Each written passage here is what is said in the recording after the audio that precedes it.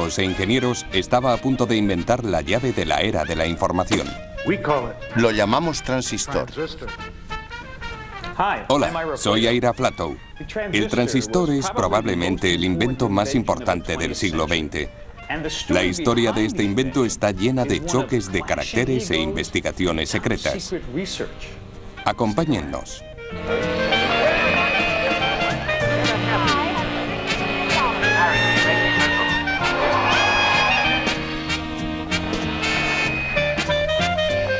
El transistor.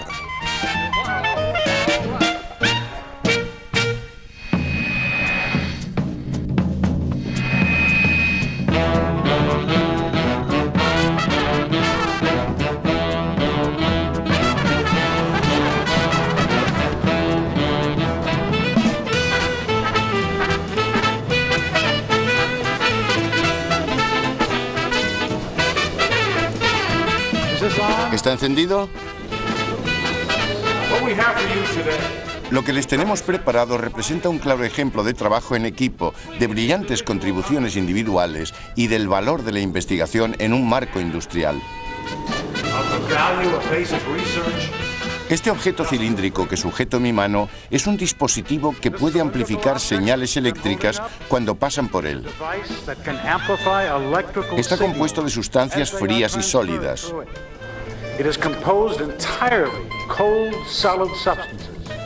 Lo hemos llamado transistor.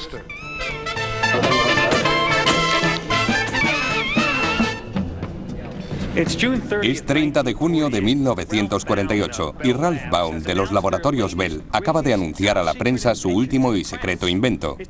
Está diseñado para sustituir al venerable tubo de vacío.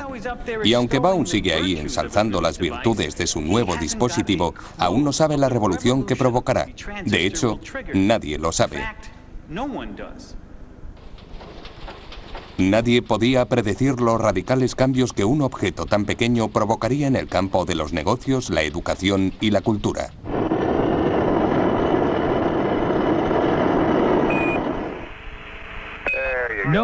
Nadie previó que el transistor nos transportaría a otros mundos y dejaría pequeño el nuestro. Los laboratorios Bell atribuyen la invención del transistor a Walter Brattain, John Bardeen y William Shockley.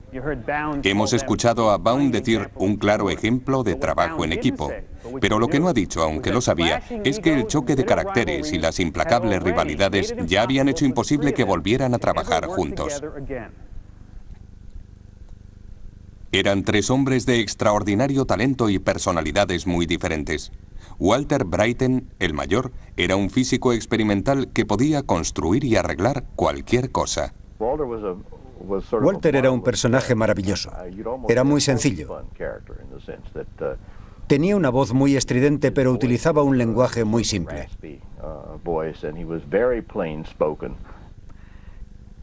John Bardeen era físico teórico, uno de los mejores del siglo XX. John era un hombre afable. Nunca levantaba la voz. Era un hombre rotundo, con un completo control de sus emociones. Bill Shockley, el jefe del equipo, era el más joven. Como el brillante teórico que era, previó el potencial del transistor. Su ambición le convertiría en un héroe, pero también le llevó al fracaso.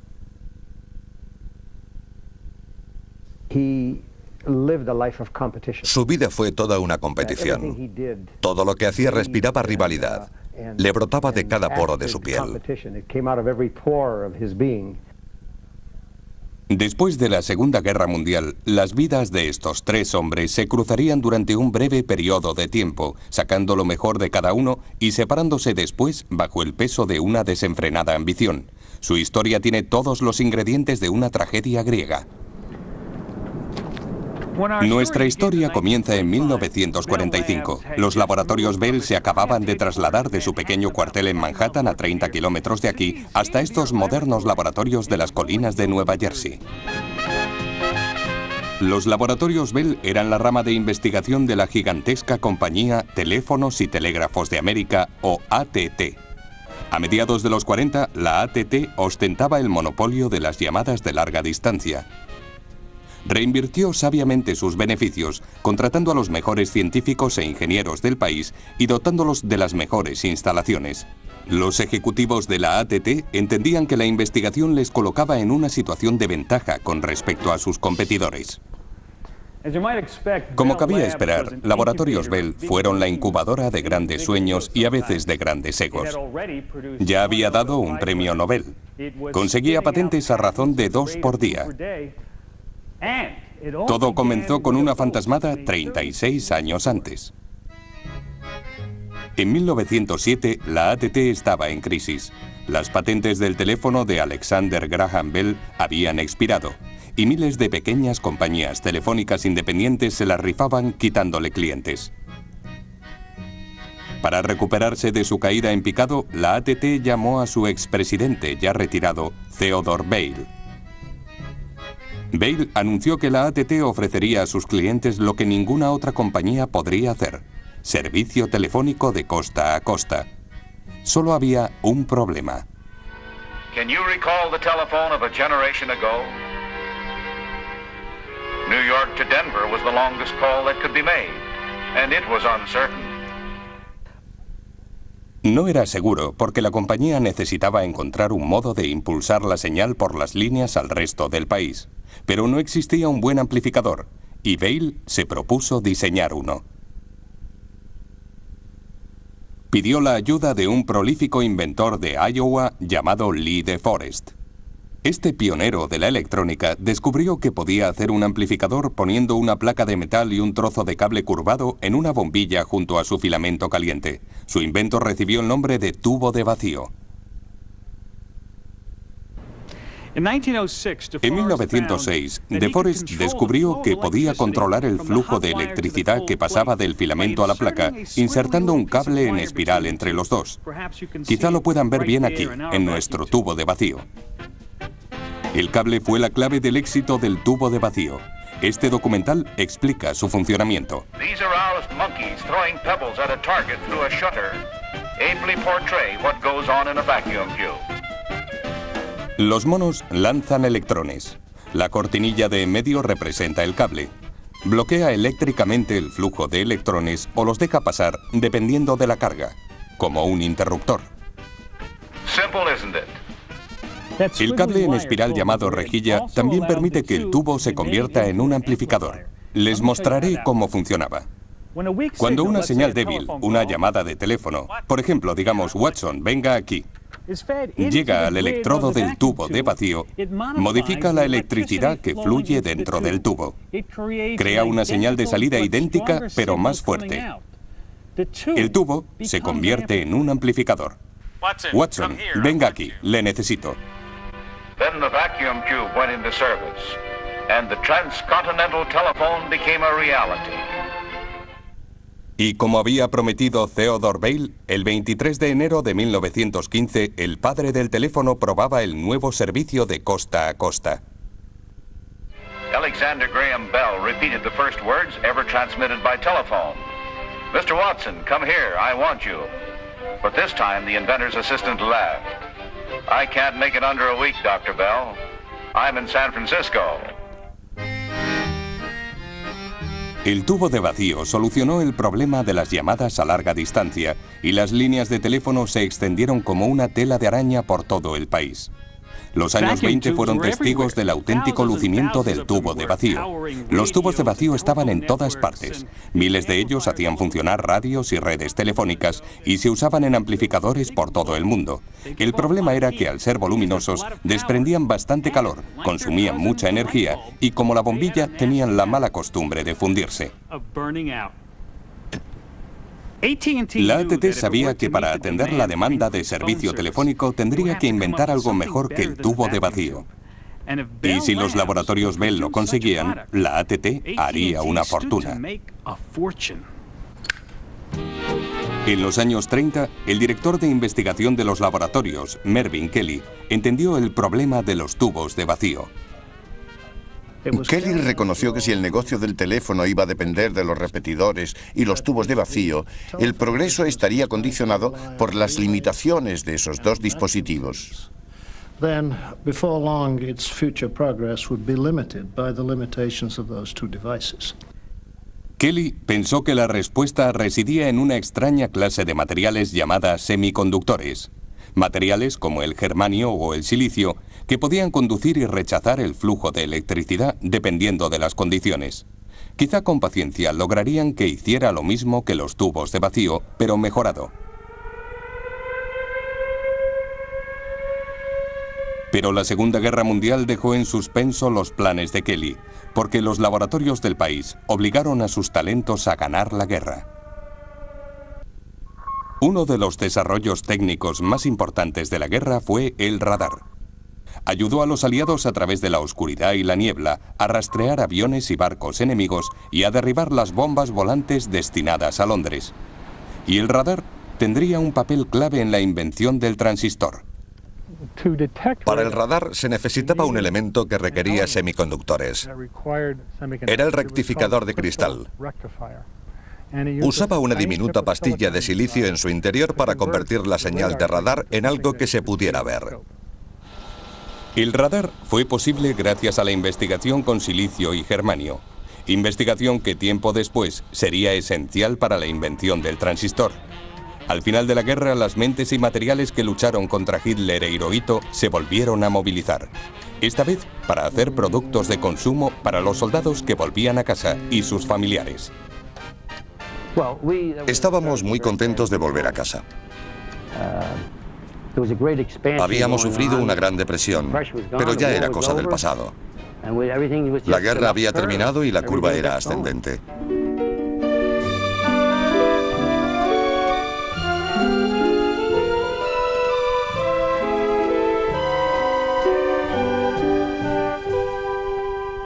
Todos querían una porción de prosperidad. Para la Bell, los negocios iban tan bien que la compañía tuvo problemas para seguir el ritmo. La AT&T recibió una avalancha de demandas de servicio telefónico. Si la tendencia continuaba, bromeó un ejecutivo de la compañía, la mitad de las mujeres de Norteamérica serán telefonistas. Mervyn Kelly se dio cuenta de que las llamadas de larga distancia se podrían hacer automáticamente si encontraban un interruptor electrónico fiable. Primero, necesitó reunir a un grupo de científicos lo bastante inteligentes como para lograrlo y hacerlo rápido. Kelly sabía que otros laboratorios de alta tecnología también estaban experimentando con semiconductores y no quería arriesgarse a perder la patente. Kelly puso a uno de sus mejores físicos, Bill Shockley, al frente del grupo. Shockley había nacido en California. Era el único hijo de un ingeniero de minas. Le gustaba escalar, gastar bromas y los coches deportivos ingleses. Y se tomaba muy en serio la física. Shockley tenía una gran intuición física. Sabía percibir cómo actuaba la física en esos aparatos. Yo tenía un colega que decía que Shockley podía ver electrones por su buena intuición física. Shockley era un brillante teórico, pero pésimo a la hora de hacer experimentos. Sabía que necesitaría a alguien que trabajara bien con las manos, como Bell necesitó a Watson. Encontró a Walter Bryton, un experimentado físico que ya trabajaba en los laboratorios Bell. Criado en una granja del estado de Washington, el independiente Bryton fue el epítome de la inventiva americana. Walter era un buen físico experimental. Podía pegar cosas usando cera y clips si se lo pedías. Shockley contrató a John Bardeen, un brillante físico teórico educado en la Universidad de Princeton. Como experto en el movimiento de electrones en el interior de materiales sólidos, comprendió las sutilezas de los semiconductores. Bardeen era el precoz segundo hijo de un decano de la Facultad de Medicina de Wisconsin. Se saltó 3 cursos e ingresó en la universidad a la edad de 15 años. Le llamaban John el Susurros. Bardeen era un hombre tranquilo y contemplativo, una persona muy introvertida. Shockley era rápido. Al principio se complementaron muy bien. Complementaría la pericia de Shockley y lo que es más importante, con John Bardeen en el laboratorio, Shockley tendría tiempo para trabajar por su cuenta. Con los partícipes clave en sus puestos, Shockley completó el equipo con una ecléctica mezcla de físicos, químicos e ingenieros que trabajaban para atacar el problema desde todos los puntos, el clásico equipo que había funcionado tan bien durante la guerra. Fue un claro ejemplo de trabajo en equipo. Yo tenía experiencia como piloto de un bombardero. Este grupo fue lo más parecido a lo que yo viví. Todos estábamos muy integrados, centrados y en el buen camino. Y sobre todo, disfrutaban en compañía. Se celebraban todo tipo de fiestas. No era raro que este grupo de amigos se fuera a comer a un restaurante de Scotch Plains y se tomaran unas cervezas con un buen filete de los que servían allí.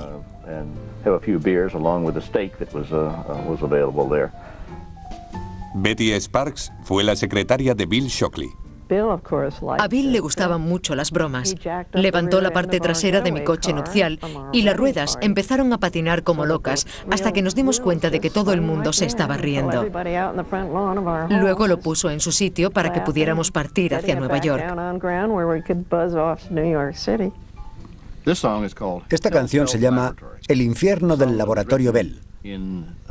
Fue una canción escrita a mediados de los 50 que se cantaba en todas las conferencias. La escribió Ian McIntosh.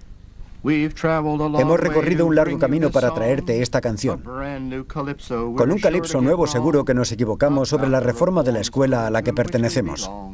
Es el infierno del laboratorio Bell.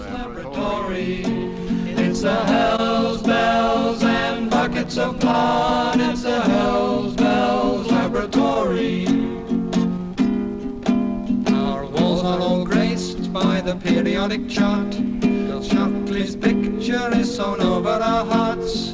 Bardeen and Bradley are our sweethearts at the Hells Bells Laboratory. At the Hells Bells and buckets of blood at the Hells Bells Laboratory.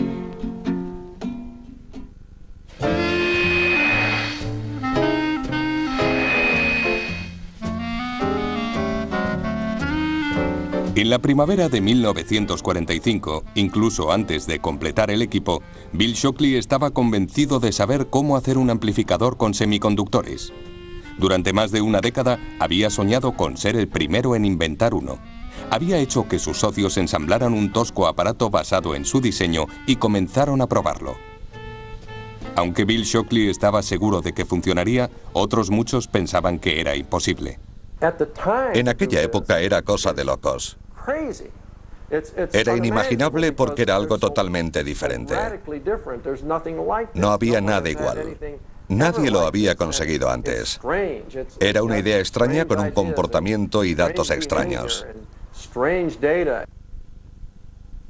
Su idea era acoplar una batería a un trozo de semiconductor y colocar una placa de metal encima. Normalmente la electricidad no fluiría a través del semiconductor. Pero si se aplicaba una carga eléctrica a la placa, pensaba Shockley, el campo eléctrico resultante debería extraer electrones de los átomos, creando el flujo de electricidad. Lo llamó efecto de campo. Su dispositivo experimental era un pequeño cilindro cubierto por una fina película de silicio. Colocó una pequeña placa de metal encima. La teoría estaba muy bien, pero no funcionó. No lograba aumentar la corriente que fluía en el interior del cilindro. Bill Shockley estaba furioso.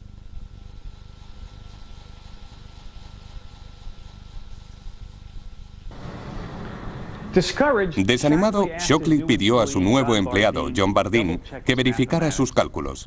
Como Shockley, Bardeen dominaba el nuevo mundo de la mecánica cuántica, en el que se podía predecir el comportamiento de partículas subatómicas tan pequeñas como electrones. Bardeen revisó las cifras. No pudo encontrar nada incorrecto. ¿Por qué no funcionaba el efecto de campo?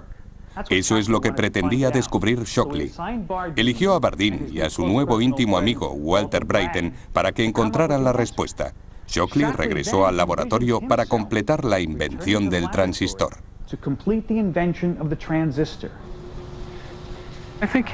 Tenían un problema que necesitaba una solución. Cuando lo resolvieran, Shockley podría volver al trabajo que consistía en hacer un amplificador de estado sólido. Shockley se había apartado un poco del proyecto. Contaba con suficientes cerebros para dejarlos solos. No estoy seguro de si lo hizo deliberadamente o fue un arrebato de los suyos, pero sus dos subordinados comenzaron a trabajar solos. Bardeen creyó entender por qué no funcionaba el dispositivo de Shockley. En resumen, dijo que estaban ocurriendo cosas en la superficie del semiconductor que impedían que este campo penetrara en el cuerpo del material. Bardeen creía que los electrones estaban atrapados en la superficie del silicio creando un escudo. Por eso el campo eléctrico no podía llegar a los electrones del interior. Se dispusieron a entender los misteriosos detalles de esta barrera. Walter Brattain pasaba la mayor parte del tiempo en el laboratorio ideando y realizando experimentos. John Bardeen proponía nuevos experimentos e interpretaba sus resultados. John se encargaba de pensar y Walter experimentaba. Se complementaban muy bien y Walter lo sabía. Brattain y Bardeen trabajaron mano a mano, pero solían pedir consejo a Shockley y otros miembros del equipo. Estaban imbuidos por el productivo entorno de los laboratorios Bell, situados entonces en Murray Hill.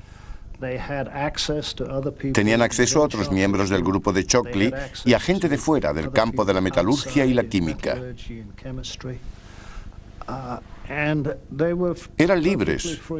No dependían de la burocracia para pedir ayuda a quien necesitaran. El diario de Walter Brattain refleja su entusiasmo con el grupo. No puedo exagerar la extraordinaria relación de este grupo. Nos reunimos para discutir temas importantes en cualquier momento de la tarde y lo hacemos libremente. Brattain y Bardeen comenzaron a trabajar con láminas de silicio buscando una mayor comprensión de la barrera de la superficie. Comenzaron a hacer mediciones eléctricas en la superficie de germanio y silicio y a variar las propiedades de la superficie para intentar confirmar su teoría.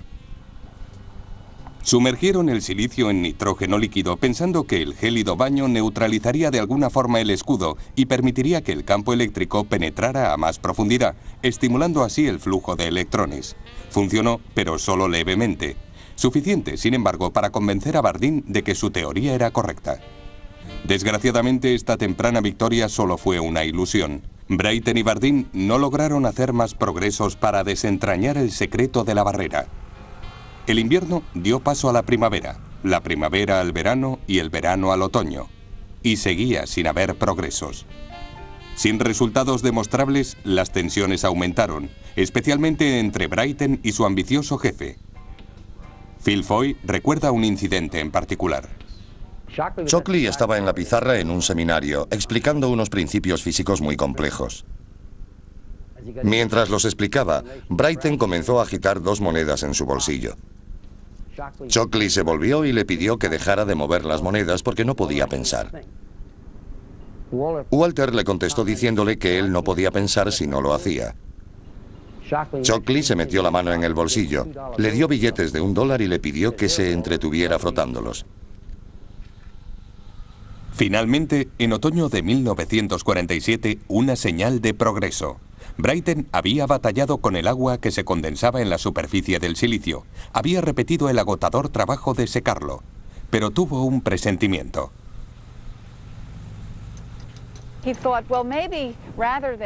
Pensó que sería mejor meter todo el sistema en el agua o en otros electrolitos. Intentó el experimento y descubrió que en esas circunstancias conseguía el efecto deseado. El experimento funcionó para sorpresa de muchos, incluso cuando vertió una gota de agua encima del semiconductor. Aparentemente, las partículas cargadas del agua emigraron al silicio y neutralizaron la barrera. Brattain se dio cuenta de que había descubierto algo importante. He tomado parte en el experimento más importante de mi vida. Entonces comenzó lo que los laboratorios Bell llamarían el mes milagroso. Brattain y Bardeen estaban sobre la pista. Parecía que todos los días hacían nuevos descubrimientos que les acercaban cada vez más a reducir la barrera. El dispositivo funcionó aún mejor cuando sustituyeron el silicio por germanio, pero seguía habiendo un problema que inquietaba especialmente a la compañía de teléfonos. Era lento, no lo bastante sensible como para amplificar el espectro de la voz humana.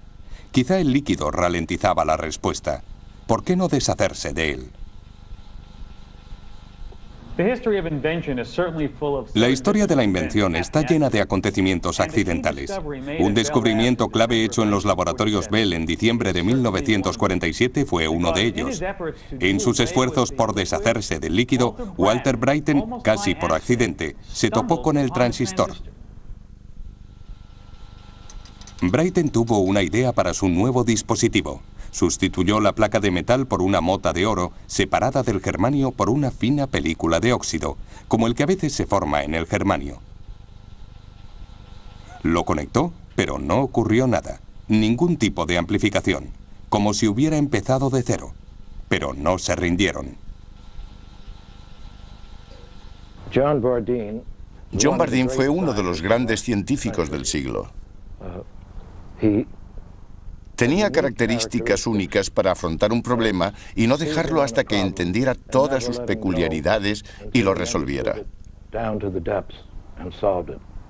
Continuaron trabajando, intentando diferentes combinaciones de montajes y voltajes. Poco antes de las Navidades de 1947, su perseverancia dio sus frutos. Aquel día, Phil Foy estaba en el laboratorio. Brattain estaba en el otro extremo de la habitación. Estaba sentado en un banco con su pequeño microscopio. Estaba buscando los efectos de la superficie. Y entonces se dio cuenta de que había corriente. Y pronunció esta frase: aquí tenemos algo. Brattain había eliminado accidentalmente la fina película de óxido. La mota de oro estaba en contacto directo con el semiconductor. En vez de un campo que arrastraba electrones a la superficie, como había previsto Shockley, Bardeen se dio cuenta de que estaban inyectando cargas positivas directamente al germanio.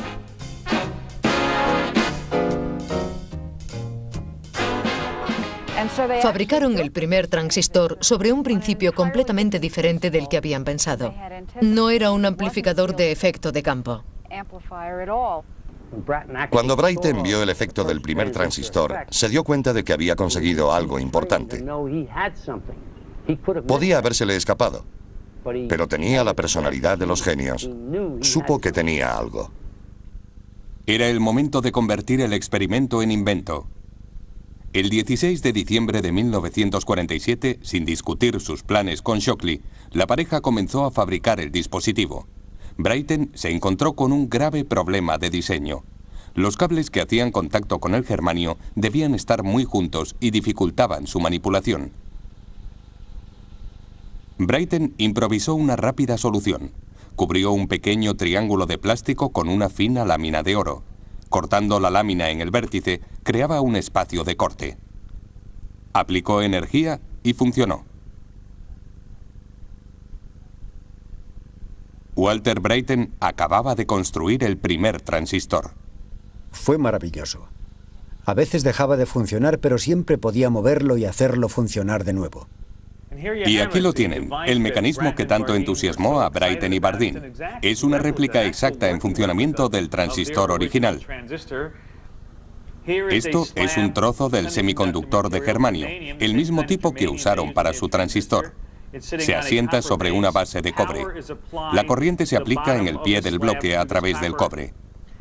Por este lado entra una señal débil que es amplificada en el semiconductor y sale aumentada por este extremo. Aquel día, Bill Shockley estaba trabajando en su casa. Walter Brattain y John Bardeen decidieron llamarle para darle la buena noticia, pero su respuesta no fue la esperada. Shockley tuvo dos reacciones. Por una parte, se alegró mucho porque sabía lo importante que era. Yo creo que en el fondo le caían bien. Pero también se enfadó y se sintió decepcionado porque se dio cuenta de que ellos lo habían logrado y él no. La llamada de Brattain y Bardeen cambió para siempre la vida de Shockley. Sus amigos dijeron que nunca más fue el mismo. Hubo un claro cambio de carácter. Se volvió más introvertido y sus amigos cada vez sabían menos de él. Sus subordinados acababan de inventar el dispositivo con el que Shockley había soñado durante años. Ellos se llevarían todos los honores. Tenía que hacer algo y hacerlo rápido.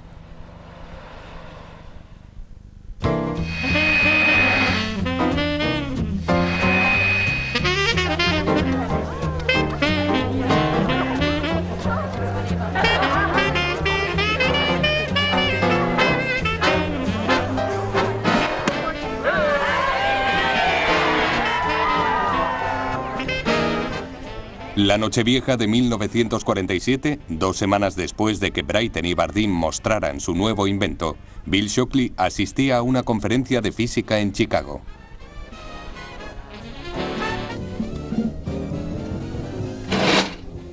Ignorando la fiesta, Shockley se quedó en su habitación, impaciente, plasmando en papel las ideas que le atormentaban. Se dio cuenta de que el dispositivo de Brattain y Bardeen sería frágil y difícil de fabricar. Shockley se aprovecharía de este punto débil e inventaría un transistor mejorado.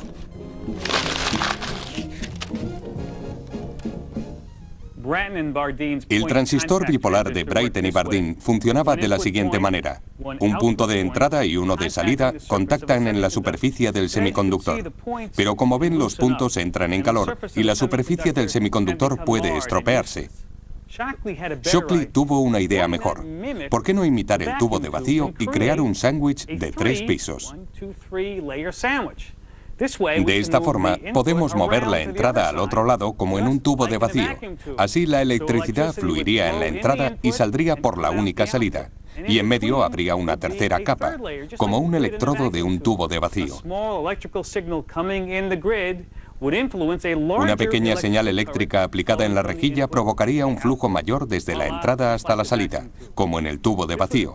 Fue una idea brillante porque solventaba los defectos del transistor bipolar. Anotó todo su trabajo en su diario. Sus compañeros y todos los empleados de Laboratorios Bell fueron testigos de un mes de inventos continuos. Fue un periodo extremadamente productivo.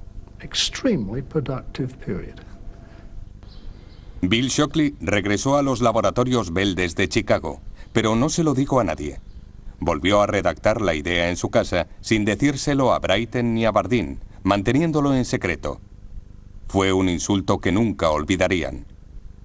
Se había creado la primera grieta en el armonioso equipo, una grieta que podría romperlo.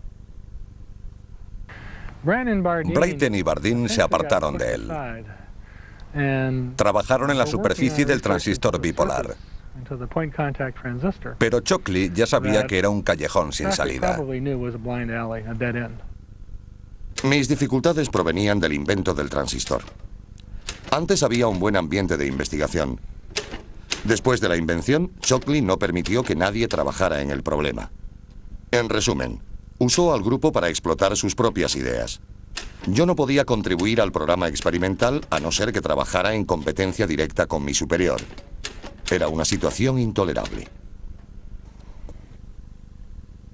La tensa situación empeoró cuando los abogados de los Laboratorios Bell comenzaron a redactar las patentes. Shockley insistió en que él debía aparecer como el único inventor del dispositivo de Brattain y Bardeen. Shockley pensaba que el trabajo de Brattain y Bardeen era producto de sus propias ideas. Pensaba que la bombilla surgió de una sola mente. Creía que su nombre debía ser el único en la patente o junto a Bardeen y Brattain.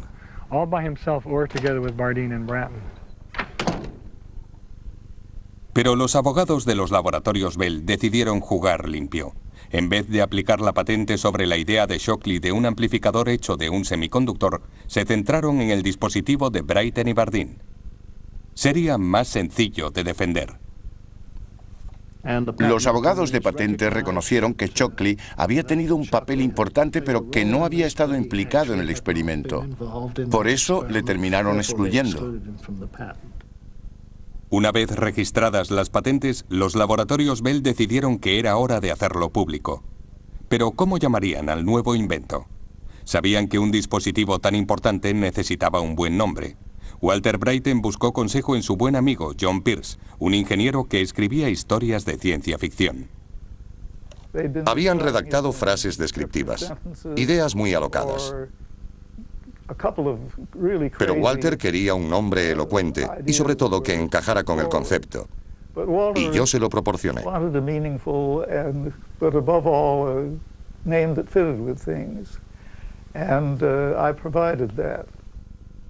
Pierce se dio cuenta de que el invento funcionaba variando la resistencia cuando pasaba la corriente. Transresistencia.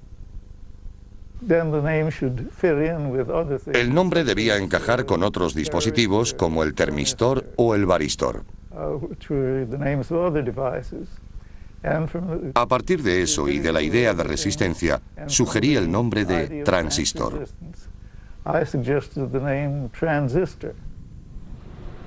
Señores, les ruego tomen asiento. Y así se llamó. Las fotos publicitarias, recreando su histórico experimento, se hicieron en el viejo laboratorio de Walter Brattain. Pero cuando los tres hombres tomaron asiento, Bill Shockley se sentó en el centro, en el asiento de Brattain.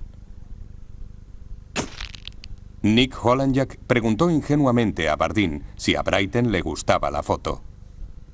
John me miró con expresión de pena, movió la cabeza y dijo, no, este es el dispositivo de Walter, es nuestro experimento.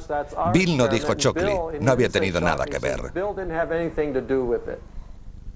Brattain escribió a Shockley expresándole su frustración por la foto, la patente y su expulsión del equipo.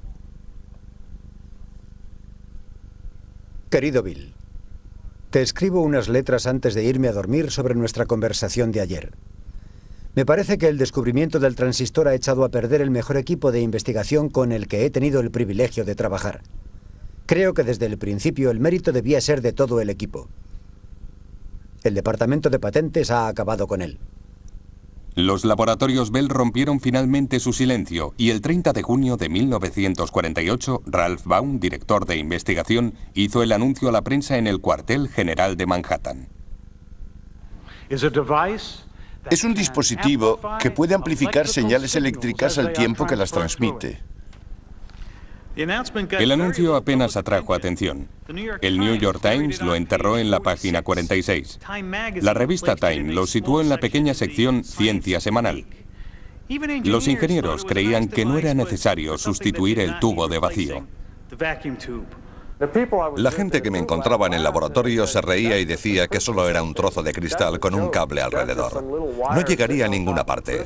Si querían hacer electrónica de verdad, tendrían que ir al almacén y coger tubos de vacío, condensadores, resistencias, transformadores y ponerse a trabajar.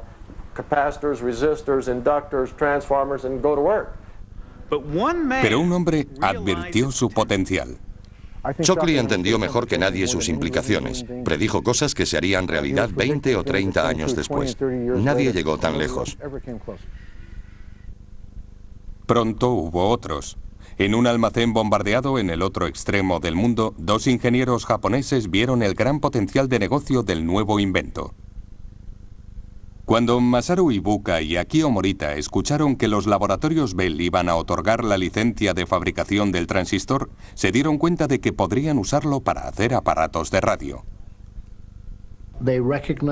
Reconocieron la importancia del transistor en proyectos que tenían en mente. Hicieron un magnífico trabajo al conseguir fabricar transistores de calidad a gran escala. Pusieron a su pequeña empresa un nombre que fuera fácil de pronunciar en cualquier idioma: Sony. Pero antes de que presentaran su revolucionaria radio, la empresa Regency, en asociación con Texas Instruments, introdujo la TR-1 en 1954, justo a tiempo para Navidad. Lo bastante pequeña para caber en un bolsillo, la TR-1 se vendió a un precio de $50, el triple que el receptor de lámparas. Incluso así, se vendieron todas las unidades. Le siguieron otros fabricantes de radios, pero a pesar del precio, no consiguieron grandes beneficios. Las empresas norteamericanas abandonaron el negocio de las radios de bolsillo y se centraron en un mercado militar mucho más lucrativo. ¿Por qué ganar poco dinero con una radio de bolsillo de 4 transistores cuando el alto mando militar estaba dispuesto a pagar $100 o más por un transistor? Eso dejaba el mercado de consumo abierto a los japoneses, que tenían prohibida la producción de material militar. Las empresas japonesas acapararon el mercado de los radiotransistores. El público valoró realmente el transistor cuando las primeras radios estuvieron disponibles en el mercado, porque significaba algo pequeño alimentado con pilas y no había que esperar a que se calentara. Era muy bueno. A Walter Bryten no se le escapó la importancia de las radios pequeñas y portátiles. Cuando apareció el primer aparato, 3 veces más grande que un paquete de cigarrillos, se dio cuenta de que habían hecho algo importante, porque en ese momento, un pastor en medio del desierto podía estar escuchando la radio. Irónicamente, los transistores usados en las radios y en otros aparatos eran versiones mejoradas del diseño de Shockley, patentado con su nombre en 1951. El transistor de Bryten y Bardeen fue usado durante un tiempo en la red telefónica de Bell, pero en pocos sitios más. Aunque Shockley había perdido la batalla, había ganado la guerra. Su nombre, y no el de Bryten ni el de Bardeen, quedaría unido para siempre al transistor. Recuerdo mi primera radio. Solía llevarla al colegio para escuchar los resultados de la liga. Nos poníamos un auricular por debajo de la manga y lo sujetábamos con la mano en el oído para escucharlo. Cuando marcaban, se oía una exclamación por toda la clase. Pensábamos que estábamos burlando a los profesores hasta que nos preguntaban el resultado. Transistorizado y estado sólido se convirtieron en palabras de moda, términos de marketing. No sabíamos lo que hacía un transistor, pero sabíamos que estado sólido significaba alta tecnología. Cualquier aparato transistorizado no solo era más pequeño, sino que tenía que ser mejor.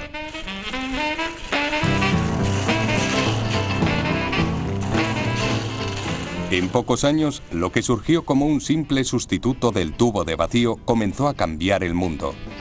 Ahora, cualquier aparato electrónico podía ser portátil y barato. Las radios comenzaron a influir en la cultura popular. Los niños podían escuchar música lejos de sus desaprobadores padres. La música era más audaz y revolucionaria.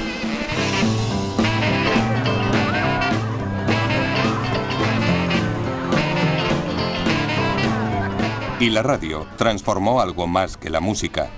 Se convirtió en un arma política. El transistor abrió las puertas de la información. Hizo posible que mucha gente que no había podido asistir a los dramas mundiales pudiera escucharlos desde primera fila. Charles Stewart lo entendió mientras visitaba a los beduinos en el desierto del Sáhara. Estaban sirviendo el té y el anfitrión me preguntó, ¿por qué están quemando Detroit? Me tuvieron que contar la historia porque no entendía nada. 2 horas antes habían asesinado a Martin Luther King mientras yo estaba allí sentado. Habían escuchado esa información en sus transistores procedente de El Cairo, Moscú o Londres. La radio se convirtió en la primera herramienta de la era de la información. Pero ahora el antiguo equipo de Shockley, Bryten y Bardeen se había desintegrado. Shockley los echó de los laboratorios Bell. La verdad es que echó a Bardeen. Fue varias veces a hablar con sus jefes para decirles que no podía trabajar con ese hombre. John Bardeen fue el primero en abandonar. En 1951 llamó a su viejo amigo Fred Seitz, un físico de la Universidad de Illinois. Fui al decano y les recomendé a uno de los mejores físicos del mundo. Rebañando partidas del presupuesto, logró hacerle una oferta razonable. Yo pensé que debía haberle ofrecido más dinero, pero cuando le dije la cifra, me dijo que era suficiente para él. En 1955, la reputación de Shockley pudo más que él. Estaba claro que no volvería a ascender en los laboratorios Bell. Decidió abandonar la costa este y mudarse al oeste.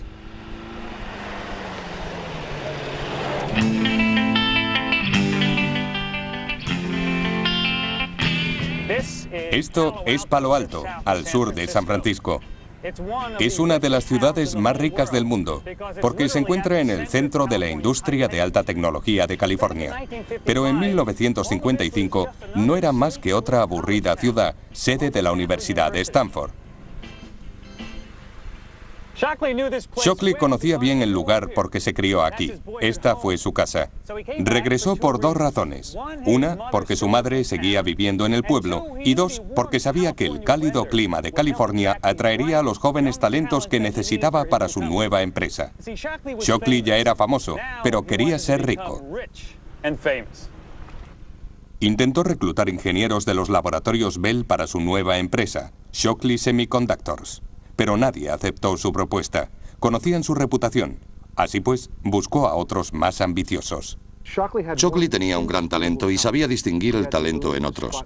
Lo hizo con su empresa y con los laboratorios Bell. Fue el mejor reclutador de científicos de su época. Bob Noyce y Gordon Moore fueron las primeras personas que reclutó. Años después fundarían Intel, pero empezaron a trabajar para Bill Shockley. Cuando Bill me contrató no sabía de qué tipo de industria se trataba. No creo que nadie supiera el cambio que significaría para el mundo. Solo nos interesaba saber si lograríamos hacer un transistor que se pudiera vender. Shockley Semiconductor llevaba abierta menos de un año cuando Shockley recibió una llamada a primera hora de la mañana. Llamaban de Estocolmo. Le habían concedido el premio Nobel compartido con John Bardeen y Walter Brattain por la invención del transistor. Después de la sorpresa inicial, se dio cuenta de que era verdad y se puso a celebrarlo. Recuerdo el día que consiguió el premio Nobel. Nunca antes había empezado a beber champaña a las 9 de la mañana. El trío asistió a la ceremonia con sus mujeres y familias. Shockley fue con su madre. La Academia Sueca describió su trabajo, cita textual, como un supremo esfuerzo de visión, inventiva y perseverancia, ejercido individualmente y como equipo.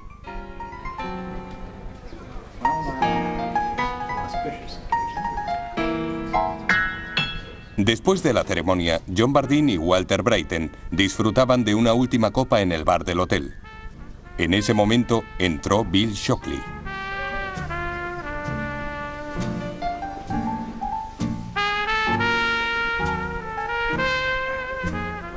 Ellos habían cambiado el mundo y se habían distanciado. Habían ganado el premio científico más prestigioso del mundo. Y durante esa noche, al menos, dejaron de lado sus diferencias. En ese momento parecían desaparecer todos los años de resentimientos. Eran héroes en el Valhalla. Eran dioses. Y muchos de sus rencores empezaron a desvanecerse.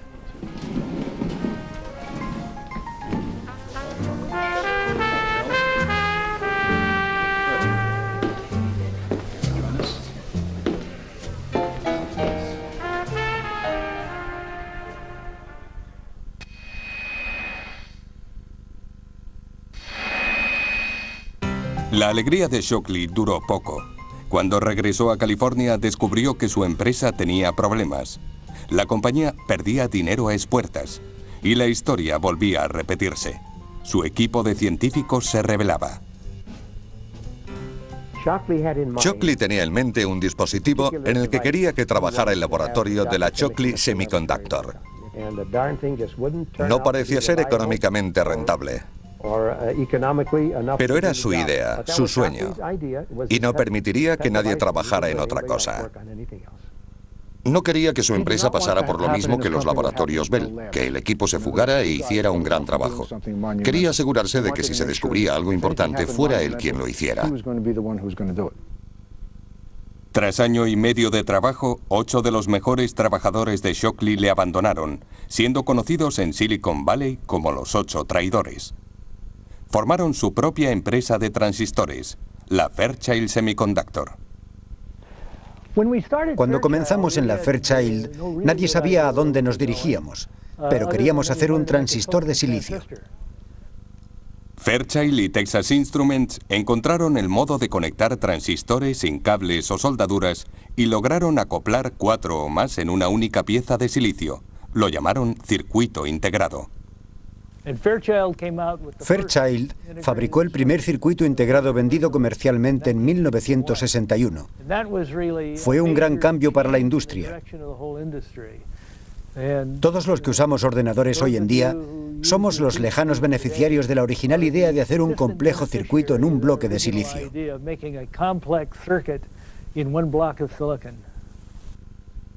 Shockley contrató a un grupo de científicos, pero nunca sustituyó al único responsable de los problemas de su empresa, él mismo. Si hubiera sido un mejor director, hoy sería una de las personas más ricas del mundo. Podría haberse codeado con Bill Gates. Él es el padre de Silicon Valley. Sabía mejor que nadie la importancia de los transistores. Sabía que estaba revolucionando el mundo y que si su empresa controlaba la dirección que debía tomar el transistor, se haría muy rico.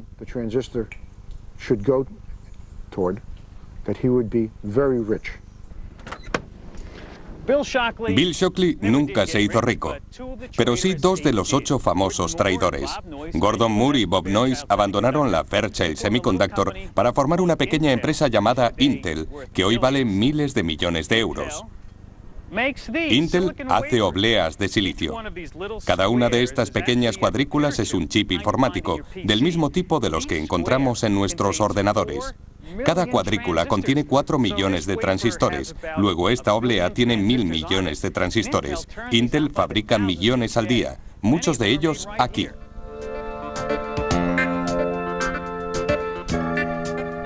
Como su antepasado el transistor, el chip informático ha invadido todos los rincones del mundo, tanto que se ha convertido en un icono pop. Y aunque la gente sabe que los chips viven dentro de los ordenadores, la mayoría no sabe que hay millones de transistores ocultos en su interior. Hay miles de millones de transistores producidos a diario por Intel, Motorola, IBM y otras compañías. Cada año se hacen en California más transistores que gotas de lluvia caen. Irónicamente, ni Brattain, ni Bardeen, ni Shockley se hicieron ricos con el transistor. La política de los laboratorios Bell exigió que cedieran los derechos de patente por $1. Y la AT&T tampoco se enriqueció. Cedió los derechos de patente en un intento de eludir las leyes federales antimonopolio. En 1972, Bill Shockley, Walter Brattain y John Bardeen regresaron a los laboratorios Bell para el 25º aniversario de la invención del transistor. We knew we were onto something very important and that transistors would have many applications. Well, when I was a young man, one considered the only way to save the world was to make everybody literate so they knew how to read and write.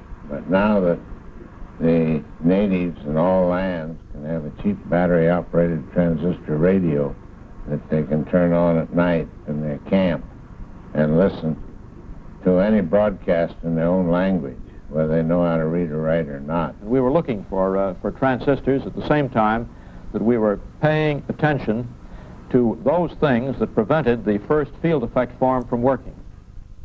Los laboratorios Bell les pidieron que recrearan la famosa fotografía.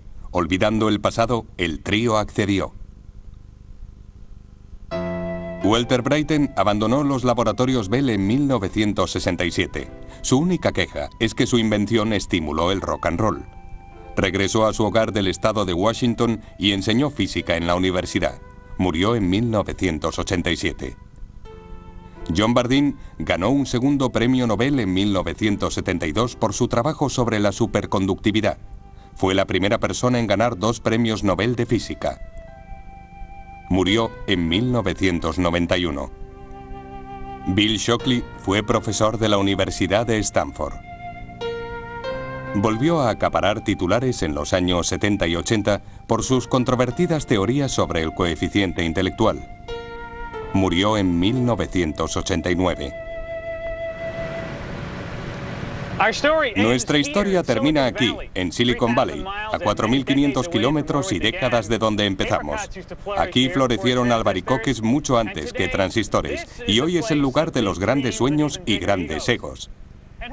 Y quién sabe, quizá dentro de uno de estos lujosos edificios, algún joven científico o ingeniero esté perfeccionando el siguiente dispositivo que dejará obsoleto al transistor y que revolucionará el mundo de una forma inimaginable. traveled a long way to bring you this song. A brand new calypso we're sure to get wrong. About the reform school to which we belong. It's the Hells Bells Laboratory. It's the Hells Bells and buckets of blood. It's the Hells Bells Laboratory. Our silicon's grown at a low temperature. The crystals resulting are not very pure. We preserve all our lifetimes by using manure at the Hells Bells Laboratory. At the Hells Bells and buckets of blood. At the Hells Bells Laboratory. Publication of papers will help your career. Promotions assured if you write 20 a year. They are used in the washroom of the chief engineer. At the Hells Bells Laboratory. At the Hells Bells and buckets of... E ingenieros estaba a punto de inventar la llave de la era de la información. Lo llamamos transistor. Hola, soy Ira Flatow. El transistor es probablemente el invento más importante del siglo XX. La historia de este invento está llena de choques de caracteres e investigaciones secretas.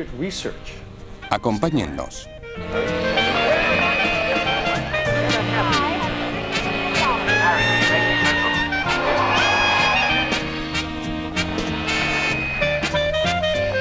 El transistor.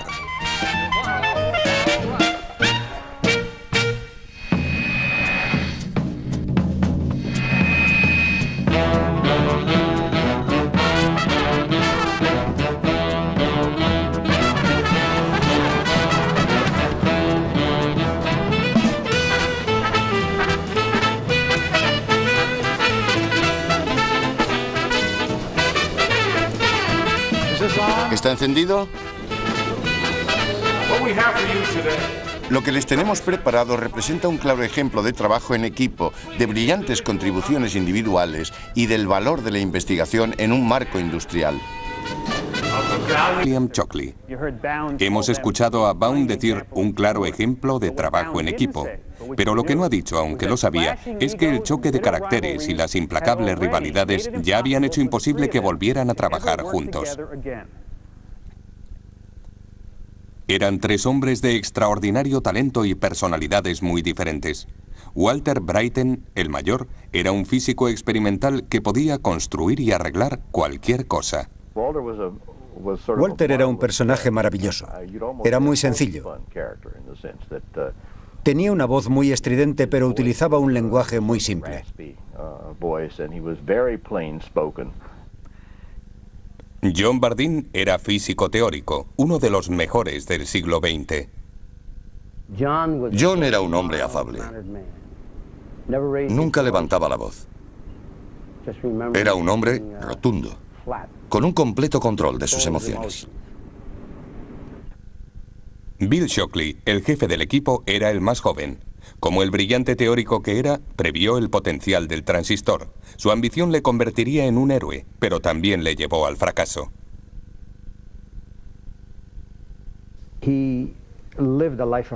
Su vida fue toda una competición. Todo lo que hacía respiraba rivalidad. Le brotaba de cada poro de su piel.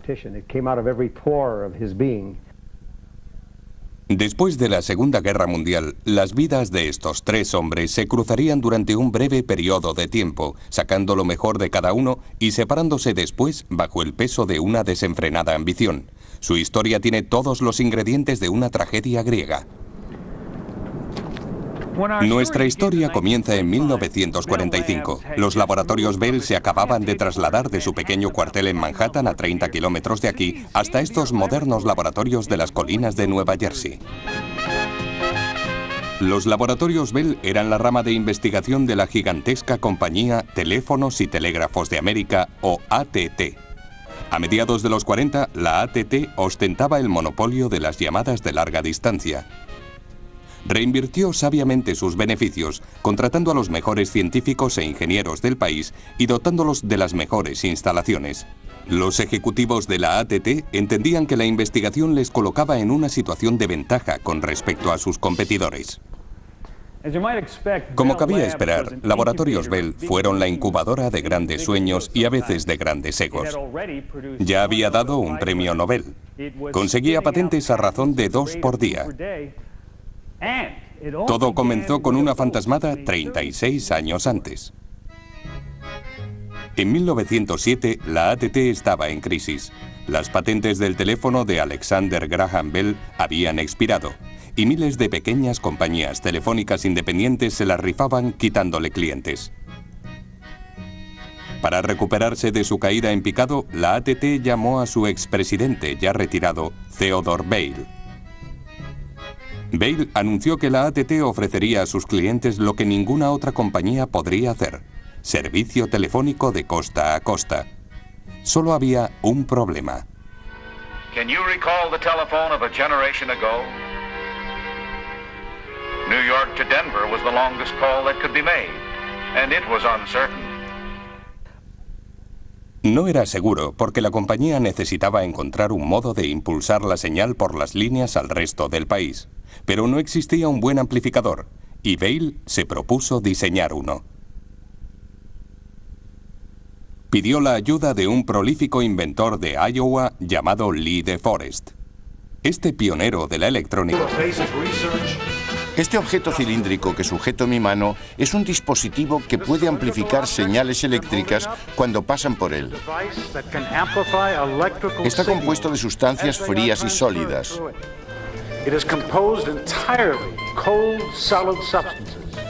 Lo hemos llamado transistor.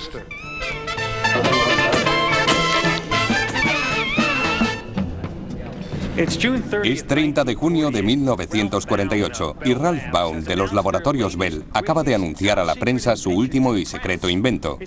Está diseñado para sustituir al venerable tubo de vacío. Y aunque Baum sigue ahí ensalzando las virtudes de su nuevo dispositivo, aún no sabe la revolución que provocará. De hecho, nadie lo sabe. Nadie podía predecir los radicales cambios que un objeto tan pequeño provocaría en el campo de los negocios, la educación y la cultura.